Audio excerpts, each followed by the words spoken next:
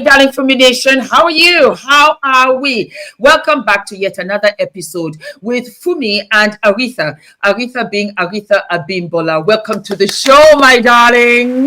Hello. Thank you very much. Thank you, Fumi Nation. Lovely to be here. Can't wait to get into today's topics. Do not forget to like, to subscribe to Aretha's YouTube, to her Instagram, to her TikTok. She's out here and she is welcoming you all with open arms. Please don't forget, and let us try to hit 1 million by the end of this year, because you guys are coming on strong. So without any further ado, my darling, we are talking about Erika Kirk. Erika Kirk had an interview. She did her first interview with none other than Fox. And I did an episode on it. I did a sit-through episode with Fumi Nation, and I gave my 5 cents. We would like to know what you think and what your insight is. Okay, thank you, Auntie Fumi. So I didn't actually know that the interview was with Fox, which is interesting. Now, I have to say, I think for the first time, it was definitely a step in the right direction. I will give Miss Erika Kirk that. For the first time, I felt it humanized her in a way where she wasn't talking about turning point. She wasn't talking about the mission. She was talking as a grieving widow who had lost her husband. And for the first time, I thought, oh, actually, I then such for really bad. I mean, it like you rightly said, it's horrible. It's incredibly sad. But like I said, I think when she spoke about moments of, like, when she was asked, when do you miss him the most? And she said, you know, the nighttime. And I still talk to him in the day. I thought, this sounds like a grieving widow. And this is, you know, and whether rightly or wrong, because it shouldn't be about what we want to see, but ultimately these are the parts that makes her resonate with us as a human being, as opposed to part of the machine, you know. And like I said, all of a sudden I felt really, I felt really bad for her. I felt really sad. And I know you've given your take on it, but what are your thoughts on it? I echo exactly what you have said. I felt it humanized her. I felt that it was an interview of which I did not say in the prior. I think it was also for damage control. It was interesting that it aired immediately after the J.D. Vance hip bone to hip bone hug. There had to be some kind of, I think so, I'm not sure, but I felt that the interview was coming out around the time when she had had this hug, because I think that they had gone to a university where she hugged J.D. Vance. We talked about it. And in these leather pants, and it just wasn't working out. And I think it was damage control. Erika, catch a breath. You are in the limelight, and everything you do will be scrutinized, including these bulky boxer rings that you keep on wearing, and nobody understands what they stand for. Maybe it's your daughter's name, your son's name, we don't know. But these big, bulky, boxing rings, it's something that would have been perfect in your personal life because you were not the star. So I felt as if she had to come out and do this interview and let us humanize her. Let us hear from her perspective, because she is a grieving widow, because people don't understand that when you come in front of them, that you are fair game, and people will criticize you for everything and anything. I've been out here for 10 years and I know what that is. She had no preparation. She was going about her day. She was escorting her mother to the hospital when she got a message that her husband had been shot. And that was the beginning of another life that she has to adjust to. Correct. She might have been flirty. She might have not thought anything of it because she was Charlie's wife. Everybody knew who she was, so she could play around and hug and do all of this prior to that. It could also be a thing because I saw her do that with Trump. She needs to be held. It could be. Perhaps their relationship was such where it was a very new relationship. They'd only been married for 6 years. It Okay. had children. You know how it is in the first 10 years of your marriage. You're all over the place, like a little rabbit. Yes, yes, true. That is very true. So, I'm thinking my husband wishes, but we're coming up to 7 years. But I know exactly what you mean. I think she's a very tactile person. That's what we're getting, isn't it? She's very touchy feely, and also, to be fair, that is very American. I recently went to America, and I have to say, I think maybe British culture is very different. We're very stiff upper lip. You smile and from a safe distance. So maybe for us that felt a bit much. Maybe for me, I thought, oh gosh, that's a lot. But when I went to America, I remember meeting one of my friend's work colleagues. I was thinking, I'd never hug a work colleague, but she embraced me, and it was lovely. It was nice, but I wasn't used to it. You know, I gave her a hug back, and she was very warm, very welcoming. I really liked it, and I said to him, you know what? Because he'd migrated over, and I said, I feel happy that I've met some of your colleagues because they're so warm and loving. That it really kind of touched me, even though I wasn't used to it. But I thought, okay, at least I know you're not lonely over here. So it is also a real culture shift, as in, you know, the Americans are much warmer, I think, than the UK, who are a little bit more reserved. So that's something, you're right, I didn't consider. At the same time, I think you're absolutely spot on with one. There was an element of, okay, let's humanize you. But on the other hand, there was definitely damage control. Because you touched on something that I thought was very pertinent when she was asked a question, and you said it perfectly. She said a whole load of nothing in one of her answers. I think she was asked about, you know, what do you feel about the conspiracy theories? About the FBI, Kash Patel.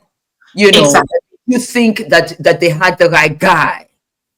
Well, exactly. They asked, you know, now they've caught him. So here's the thing. They didn't even mention Kash Patel. Well, I don't, you know. No, they didn't. They said the FBI. I mentioned Kash Patel. Okay, exactly. But I think you're absolutely right. And Kash Patel has been being ripped up and down these internet streets.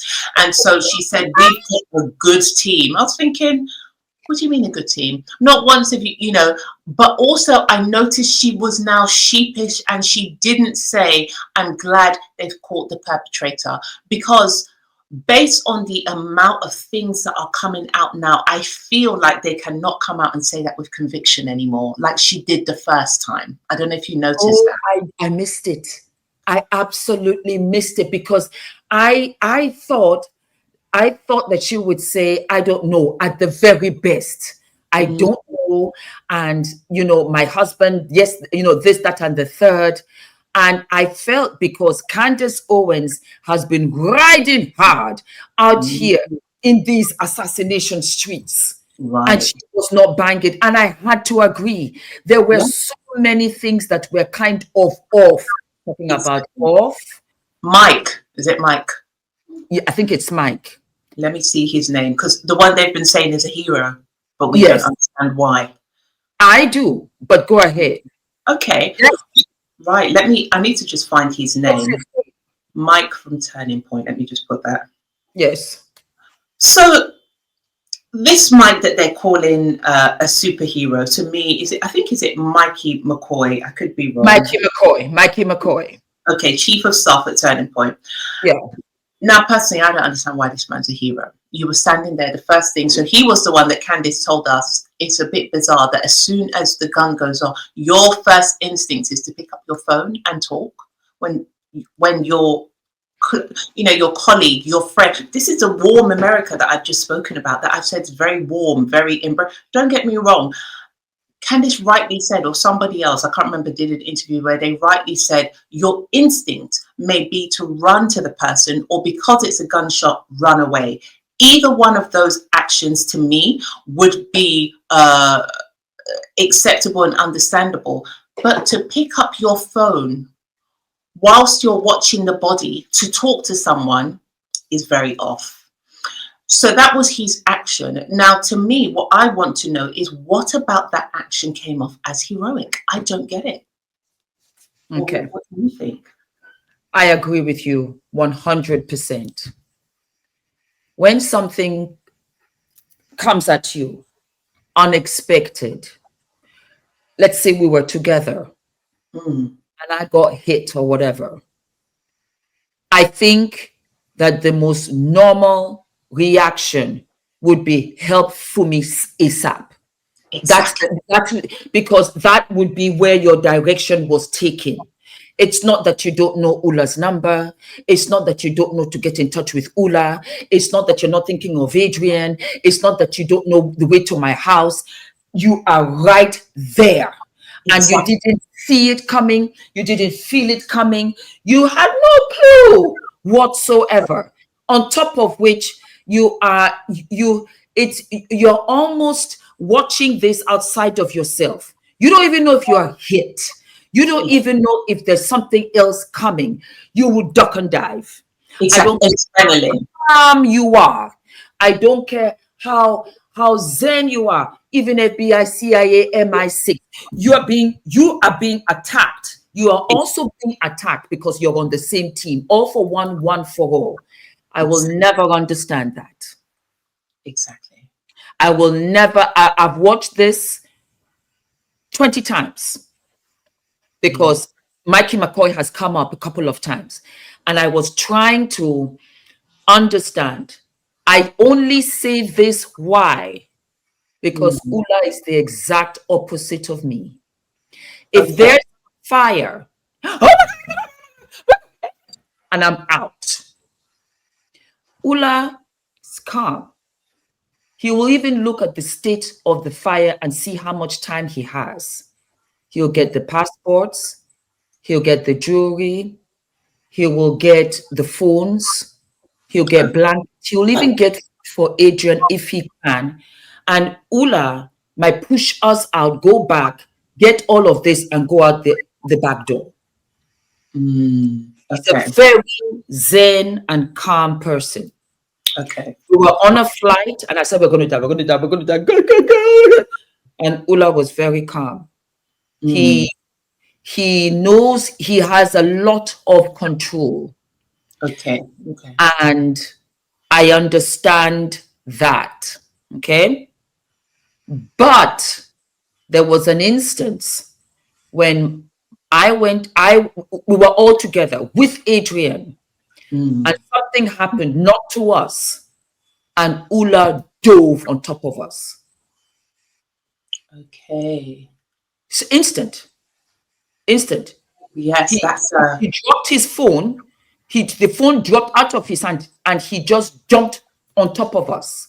It was the building that was coming down, debris and stuff like that. We could actually see it, you know, and that we just happened to be kind of sort of there. And he drove right on top of us. Okay. That was a natural instinctive reaction, not even one that he thought about. It just happened out of instinct, it sounds like. Think about it, Aretha. If there is some sort of shootout, what's the first thing that you would do? If you were with a friend, would it be a phone? It would never be a phone. Exactly. It would be to get you and us out of there. Exactly.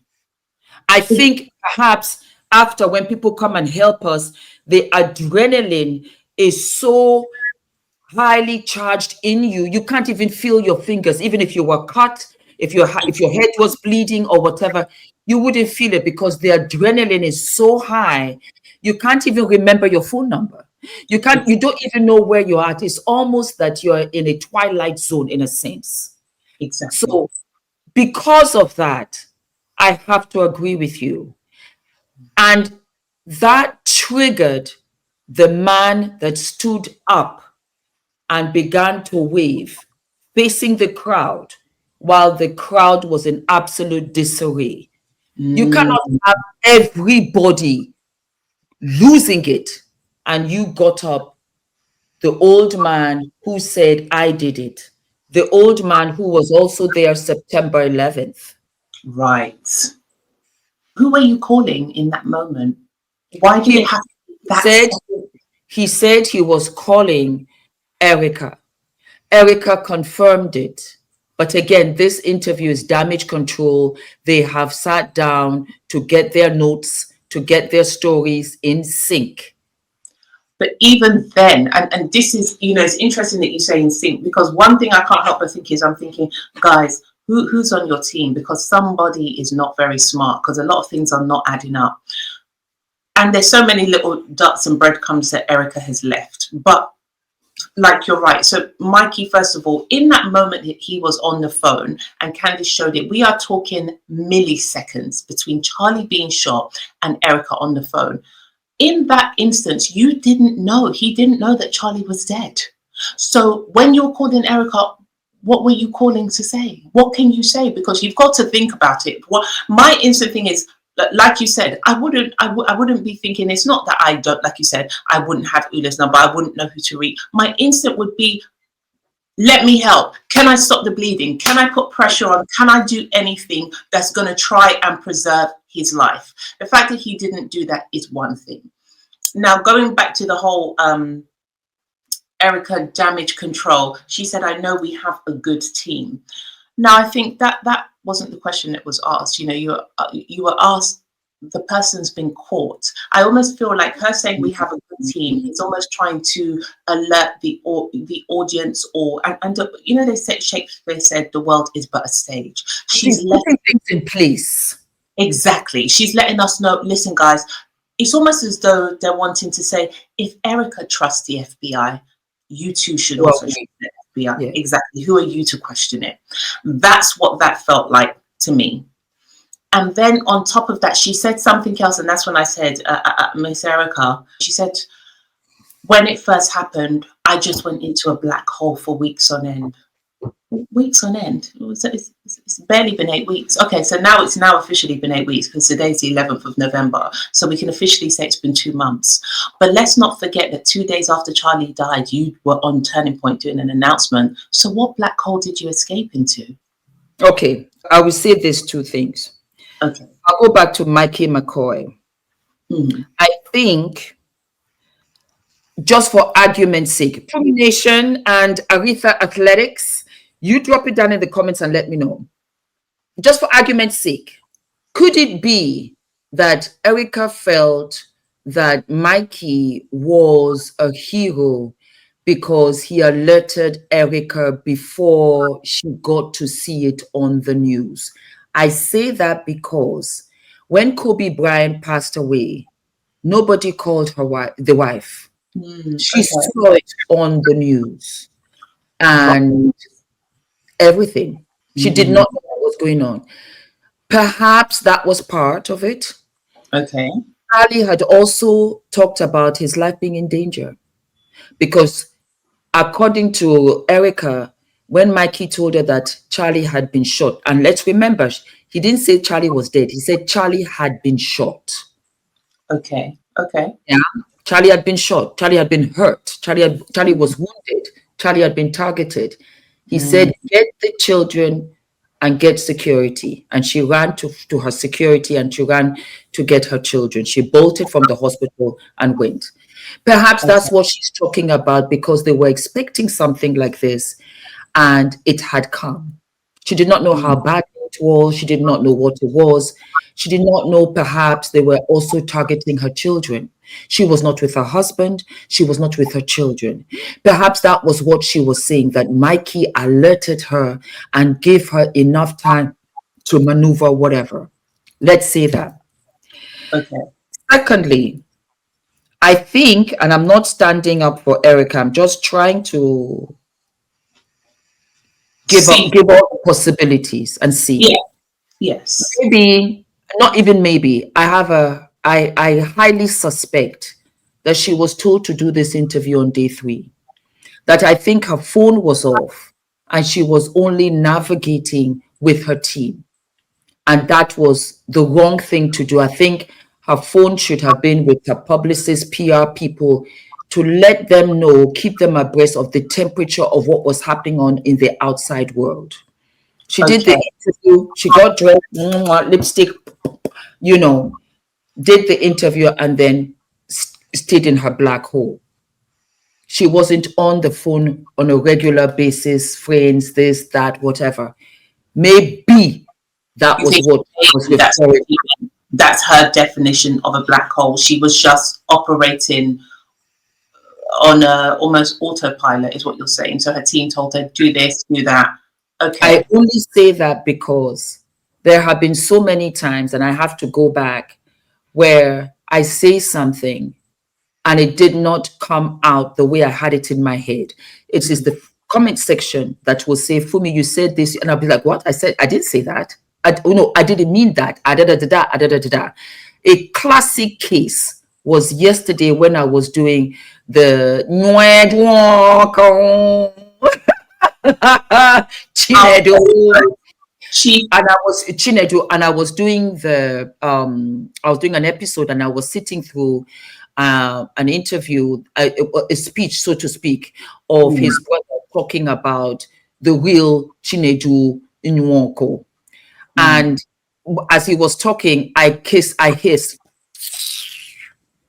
Somehow, it occurred to me, I did it just as the brother said Jesus Christ.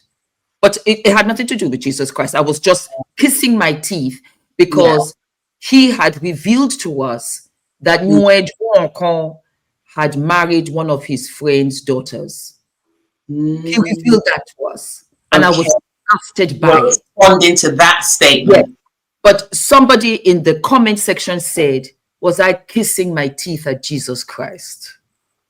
Okay, just because of the time. Okay, I see what you're saying. It wasn't even because I had to listen to it, digest it, and I was like, yes. So because I am on a platform of 1.7 million in the back of the house, because not everybody subscribes, I now understand how sometimes it can be missed. Because I'm the only one in my head. I know what I meant. Even when I edit it, it makes sense to me, and it does not make sense to somebody else.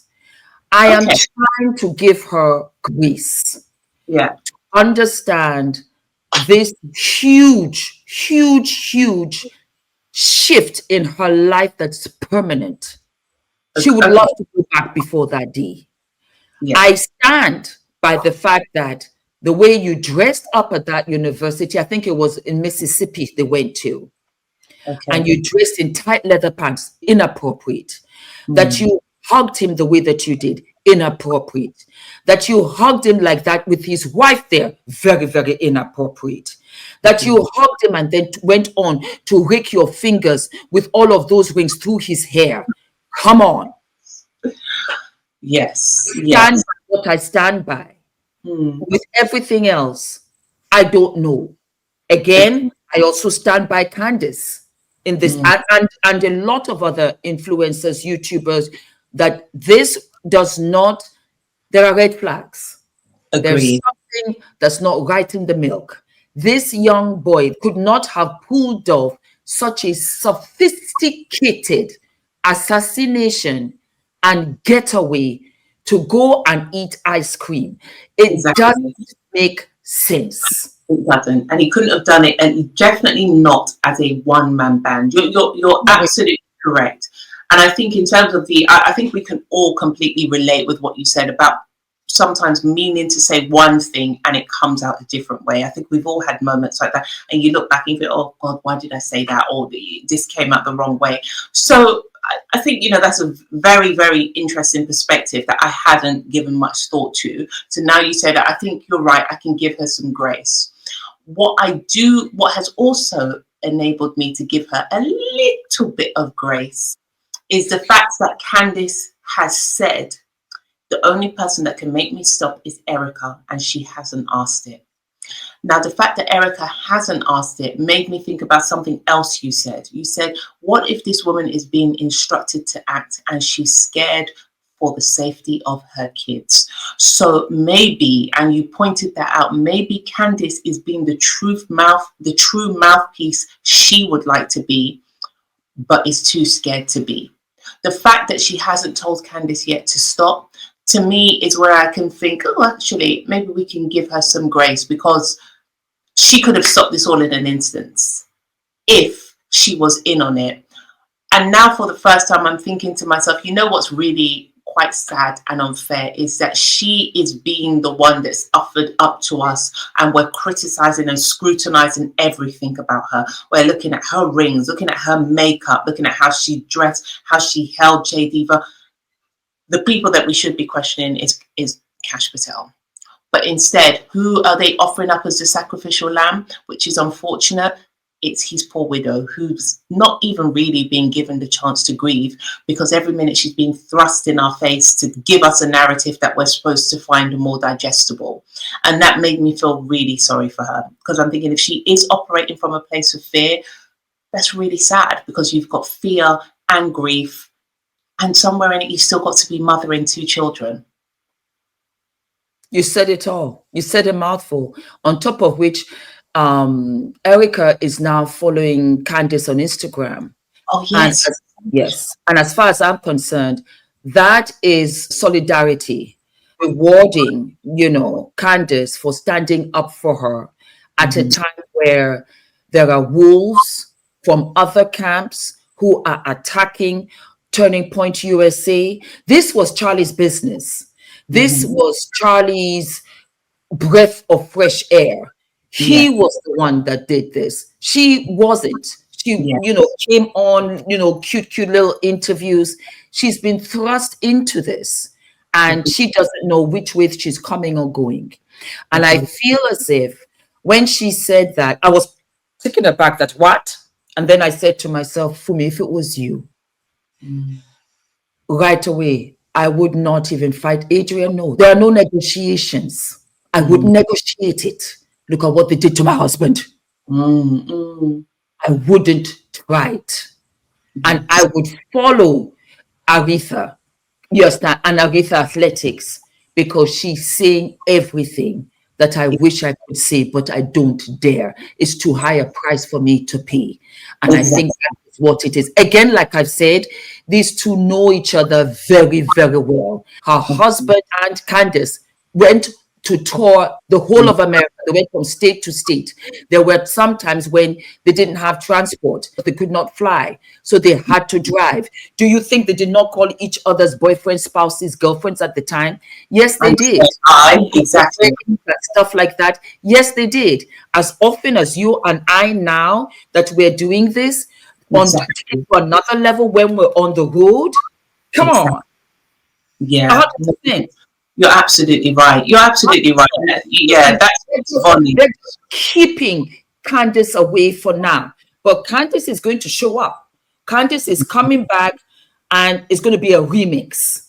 It's going to be a remix, and we just have to be ready for it. That's the way that I look at this. I just want to close out on this because, so for me, I think my final thoughts are, I just want everyone to watch this space with Mikey McCoy. That's it. I just want to say, I feel like they are positioning a new lead. I'm still not standing on the hero, because we can call it compassionate. Him maybe thinking to call her first. I think that was compassionate. It's good foresight.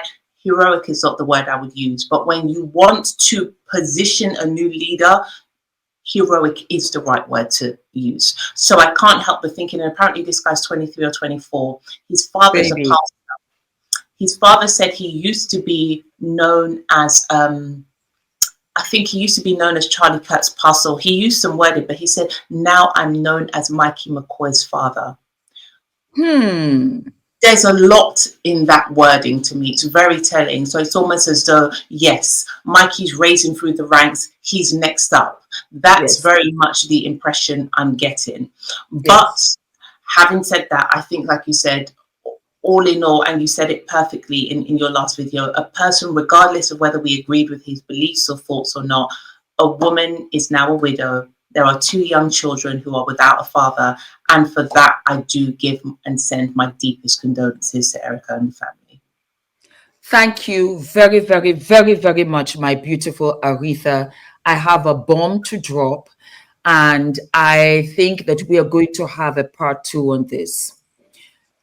That was what I thought, that this is a widow with 2 children to raise. I was sent this video of another YouTuber who said he can no longer think unthink what he was told. But he feels that Charlie Kirk is alive. Oof. And that is why Mikey McCoy just walked away. That everybody was in on it. That they knew, I'm going to send you the episode and we're going to come back and have a part 2. Okay. Again, I know I have not even moderately alluded to where I'm actually going to go with this, but like, Charlie gets shot. Mike McCoy walks to the back on the phone, talking to somebody, right? Or gets on the phone, talking to somebody, not 911. Charlie is then taken by the security guys who are sitting on, over top of Charlie, smiling and behaving extraordinarily weird. And then they carry Charlie from the position he's in to a waiting SUV where he is taken wherever. Okay. So at that point, he's already deceased. I mean, for all, like, almost certainly, already deceased if what we saw is, was real, right? So what could Mikey McCoy have done that would be considered heroic? Like, I'm serious. Like, I'm honestly asking, like, someone provide me with some kind of explanation of what he could have done if Charlie, to all spectators, appeared to be killed instantly. Okay. Like, if you guys remember, I started live streaming immediately after the news that Charlie had been shot came out, before anyone had any idea what actually happened. As far as I knew, he was alive. I had no idea. So I was live streaming when someone texted me the video, and the video I saw was the one from the side that was the like the angle that's like disappeared, where very, very graphic. That's the one I saw, and I shrieked on. I mean, it's on stream, and I could barely even talk. I was like, because I knew he was dead for sure, right? So he's dead. For our thought exercise here, you got his body into the car, which you're going to take it to a hospital. He has to get declared anyway. What is there left to do exactly, aside from maybe call Erica? I mean, obviously that's a really tough job, but the heroic Mikey, like, I don't understand. So is it just that they're like, we need to think about TPUSA, who's going to be next? And it's like, well, maybe Mikey McCoy, but he's not quite ready yet, so let's just make sure we prop him up. Maybe that's all it is. But here's the thing. Now I'm just going to tell you what, I have to empty my brain because I can't shake this off, dude. I want to shake it off because I know how ludicrous it sounds, but I just can't. So I told you guys the other day, someone who's certainly better at making money than me and probably much smarter in basically every category, he told me he thought that Charlie was still alive and this whole thing was fake. And I can't possibly explain how dismissive I was of this idea. I was like, yeah, but he's not. And he's like, yeah, no, but just take a look. I'm like, yeah, but he's not. Like, this is flat earth, bud. Like, he's not alive. He's dead. I watched the video. I watched that video. I was sent an original video, which I verified with professionals was the video that was taken with a cell phone. It was not doctored in any way. And that was the one from the side that I showed you, which got my most successful video, or was on the way to be the most 18 plus, and it got crushed because I included it, whatever. And to me, it looked like, he seized in the way that a person who had a serious, spinal injury would. And I said, you can't fake that, man. Like, you can't be fake, can't do that, whatever. And what he kept coming back to is he was like, it's the only thing that explains all of their behavior.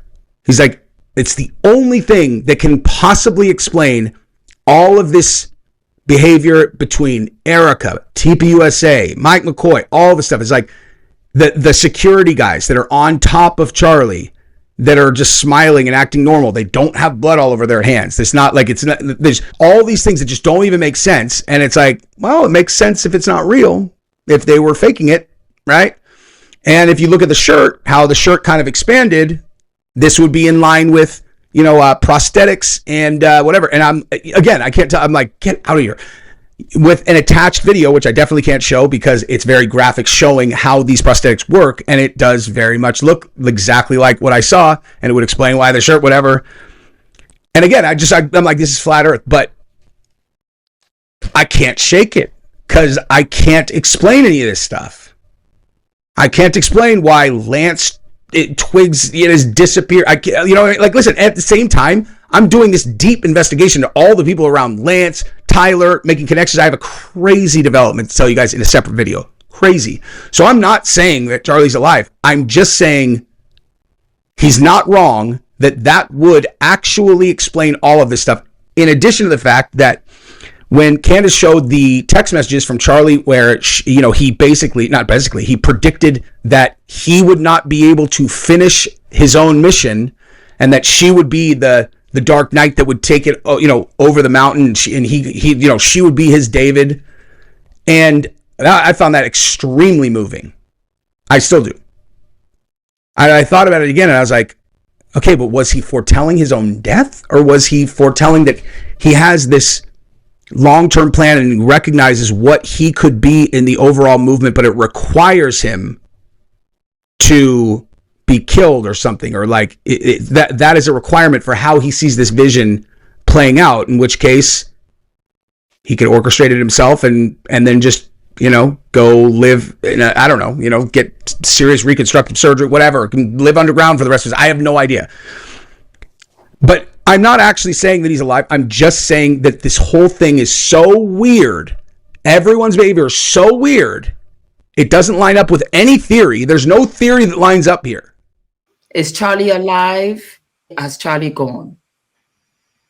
That's going to be the next episode. And that was why my first episode that I did on my own was based on the fact that he's passed away. Okay. And that was the conclusion and the wrap up that we've done here. The part 2 of this is something else. Fumination, we love you. Aretha Athletics, I love you even more. Do not forget to like, to subscribe to both channels, and we will see you. We'll see you sooner than later. All of our love.